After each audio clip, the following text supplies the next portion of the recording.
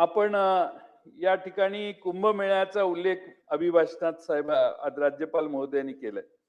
आता कुंभमेळा प्राधिकरण स्थापन केले. 25,000 कोटीचं बजेट मंजूर केलेलं आहे.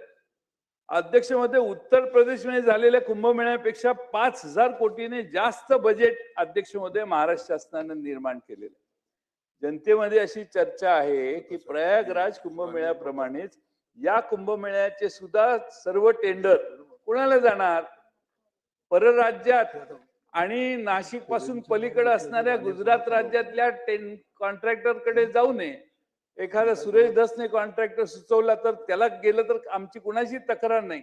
महाराष्ट्रातल्या मराठी कॉन्ट्रॅक्टर आणि किमान नाशिक जिल्ह्यातल्या चांगले कॉन्ट्रॅक्टर नाशिक जिल्ह्यात आहेत, त्यांनाच काम रिस्ट्रिक्ट करा. नाशिक खानदेशात करा, पायल नगर जिल्ह्यापर्यंत या, पायल तर बीड जिल्ह्यापर्यंत या, आमची काही तक्रार नाही.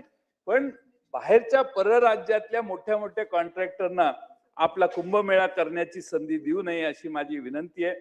आता 25,000 कोटीचं बजेट म्हणजे कमाल आहे. अध्यक्षमध्ये कर्जमाफीला आपल्याला पैसे नाहीत, पण तिकडं 25,000 कोटी रुपये खर्च. पूर्वी एकदा झाला होता कुंभमेळा, त्यात आणखीन थोडा डेव्हलप करायचंय, वाढीव सेवा निर्माण करायच्या आहेत. आणि त्यामुळे लोकांना ह्याच्यात काही भ्रष्टाचार होतोय का अशी भीती वाटायला लागली आहे. आणि तसा अनुभव देखील आता ग्रासरूट लेवलला यायला लागलेला आहे. आणि म्हणून आपल्याकडं लाडक्या बहिणींना 1500चे 2100 करायला पैसे नाही. अध्यक्षमध्ये कर्जमाफीसाठी पैसे नाही. शेतकरी मेटाकुटीला आलाय. 18 पासून 2018 पासून 6,000 रुपये आपण अनुदान देतो, त्यात 1 रुपयाची पण आपण वाढ केलेली नाही. अध्यक्ष महोदय, आता माननीय मुख्यमंत्र्यांनी ह्याच्यात खरं लक्ष घातलं पाहिजे. नाशिकमध्ये कुंभमेळ्यात सीसीटीव्हीचं काम पूर्वी मागच्या 10 कोटीत झालेलं, आता ते काम 300 कोटीवर गेले.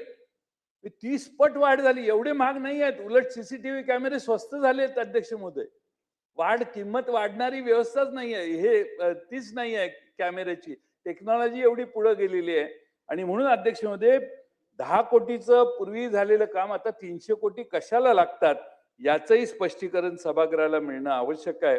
अध्यक्ष महोदय, खरं म्हणजे तुम्ही शेतकऱ्यांच्या अनुदानात काही वाढ करत नाही, पण टेंडरच्या किमती शेकडो पटीनं वाढायला लागलेल्या आहेत.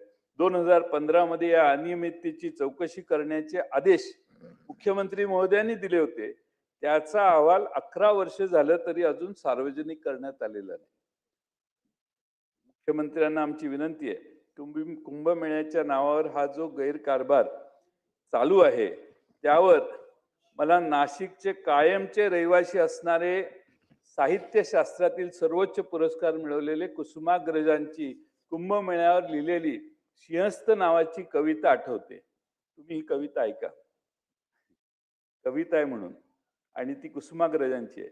व्यर्थ गेला तुका व्यर्थ ज्ञानेश्वर, संतांचे पुकार वांज झाले. रस्तो रस्ती साठे बैराग्यांचा ढीग, दंभ शिग तुडुंबला. आले खडग हाती नाचती गोसावी, वाट या पुसावी अध्यात्माची. कोणी एक उभा एका पायावरी, कोणास पथारी कंटकाची. असे जपी तपी प्रेक्षकांची आस, रुपयांची रास पडे पुढे. येथे 100ला लाभतो प्रवेश, तेथे लक्षाधीश फक्त जातो. तुका म्हणे ऐसे माइंदे माइंद, त्यापाशी गोविंद नाही कुसुमाग्रज. कुसुमाग्रजांनी लिहिलेलं याचं एक छोटस वर्णन आहे.